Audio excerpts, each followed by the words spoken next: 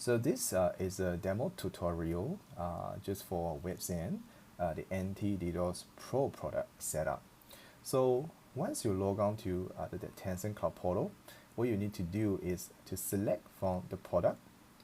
You see the drop-down menus over here, and you click anti-DDoS. You select the first one, and this is the page it's redirected to. However, you don't do anything with this anti-DDoS Pro. Instead, you need to divert to here, the anti-DDoS Pro New Edition. You click on this, Service Packs, click on this, and from here, you will be able to see one instance show up here, and the number of IP being protected is 1. So first of all, what you need to do is to select the protect resources, and if you have already created CVM, then you will be able to select the CVM from the list, and then you click OK. So this is the first step, right, to associate your BGP instance, right, with your CVM. So this is the first thing you need to do.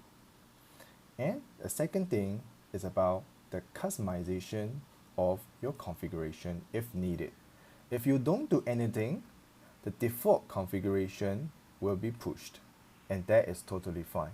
95% of our clients don't do anything to the customization of the configuration, right? Because our default configuration of the DDoS protection is considered the best practice already.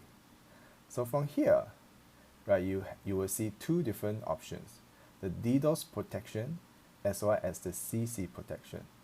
So in this demo, or in your project, right, since it's protecting the gaming battle server and also the gaming lobby server, it's on a TCP and UDP mostly, so that the DDoS protection is to configure the anti-DDoS for the layer 3 and 4 TCP, UDP, volumetric attacks, right? So what you should be focused on is here. However, for CC protection, you are not running the website, you are not running the HTTP, and you are not uploading the certificate onto our anti-DDoS Pro, so that even though you turn on this CC protection, the protection will be only activated for the HTTP traffic, right? So if you turn it on, the CC protection will only work for the HTTP product, since you don't have the certificate uploaded. So back to the main menu, the DDoS protection, which is for the volumetric DDoS protection configuration. So here is the quick demonstration of the topology, right? So the DDoS engine is sit between the user, the attacker, as well as the real server, or your CVM, right? And the first thing that you can consider to reconfigure is the anti-DDoS protection level. So here we have 3: the loose, the medium, and strict. So that is corresponding to the explanation over here, right? The loose, right, you can pause the video to read through. The moderate, and the strict. So for the testing purpose, that you can select, for example, strict, and you scroll down, then you see all those customization options. So for example, the IP block list and a whitelist or allow list. So over here, that you can set specifically what IP address to be block or allow. So this is really useful when there is, for example, false positive or false negative happens. You can quickly mitigate that. And in the meanwhile, your submit the case will also fix it on the back end for you. Port filtering, easy to understand, is to filter certain ports. Protocol block, to block certain protocols. Watermark feature or watermark protection. So this is a feature I want to quickly introduce. So basically, the watermarking feature is the Tencent Cloud anti-DDoS industry unique feature, right? So basically that is for the gaming client, for example, the PC and the mobile phones, right? To label the outbound packets or the TCP UDP packet. The reason we do that is nowadays there's a lot of really complicated attacks. For example, a TCP, the attacker try to simulate the TCP stacks, created by the gaming developer, try to obfuscate all those anti-DDoS engine, so that those anti-DDoS engine will be failing to detect those purposely simulated TCP packet. And also the UDP packet, for example, is used for the gaming battle server, is usually patternless. It's difficult to baseline, it's difficult to benchmark, and also it's difficult to capture. To address that, to make sure all the malicious traffic of DDoS attack is blocked successfully by our Tencent anti-DDoS node, we introduce this watermarking feature, but it will require the SDK integration, So the SDK integration effort is relatively, I would say, minimum, Only require 1 to 2 days development effort, to embed this SDK into your application, So that once it's integrated, all the packet being sent out carries a label of a few bytes only, and then will be identified by our anti-DDoS node, and will be filtering out all those packets without the label. So we can 100% make sure that all the clean traffic is passing through and the malicious traffic is blocked. 100% accuracy, zero false positiveness. And also, if your server is already on a third-party cloud, for example, not on Tencent Cloud, don't worry. We can also install this detection module onto your Linux server or your cloud VM onto a third-party cloud in order to detect all those the watermarking being sent out by your client.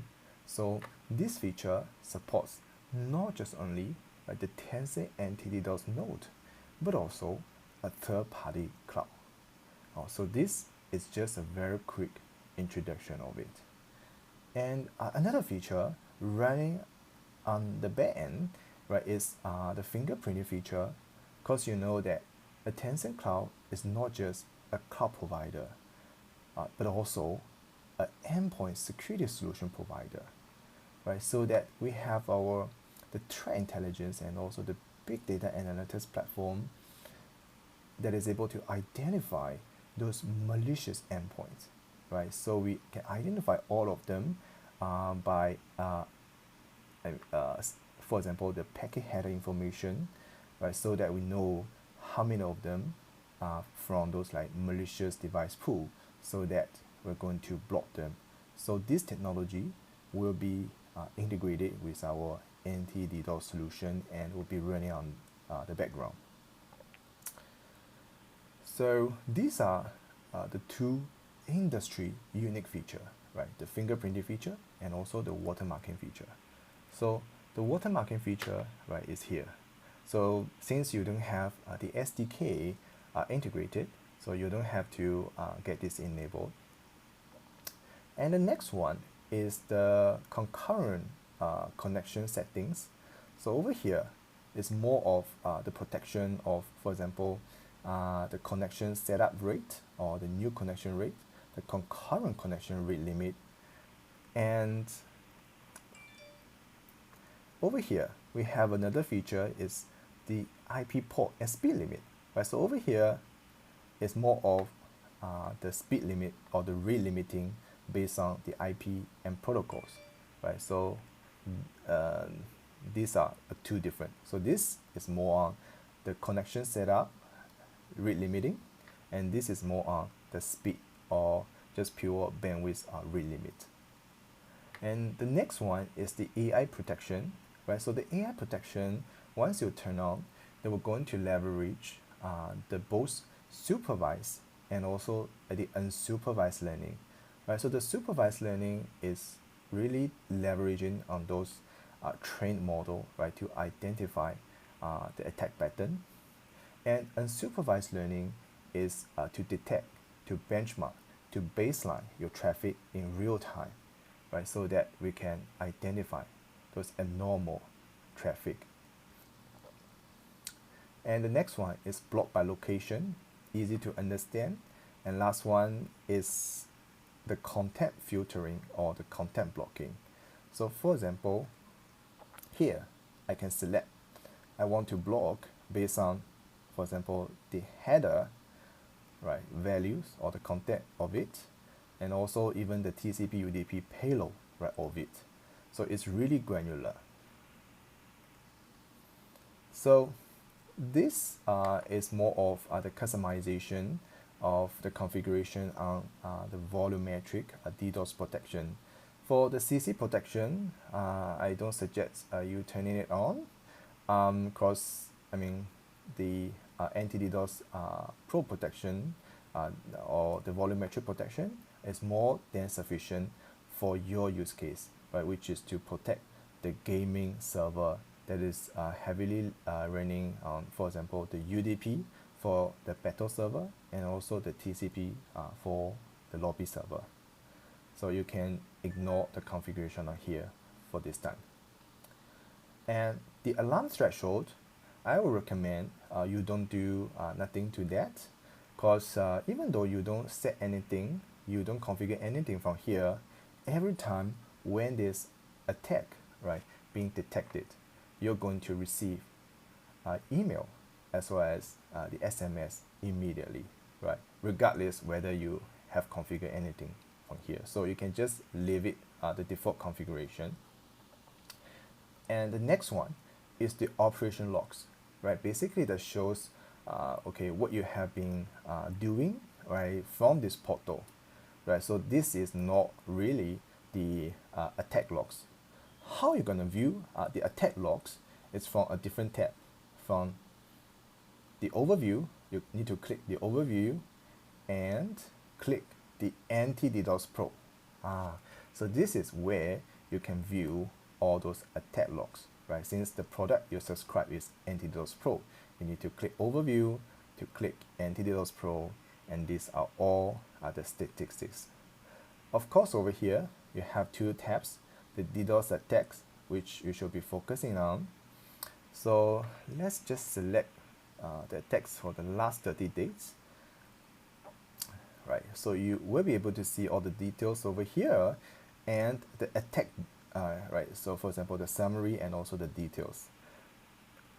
If you click view details, it will show you, for example, the attack type, peak bandwidth, peak packet rate, start and end time, and also the IP address being attacked.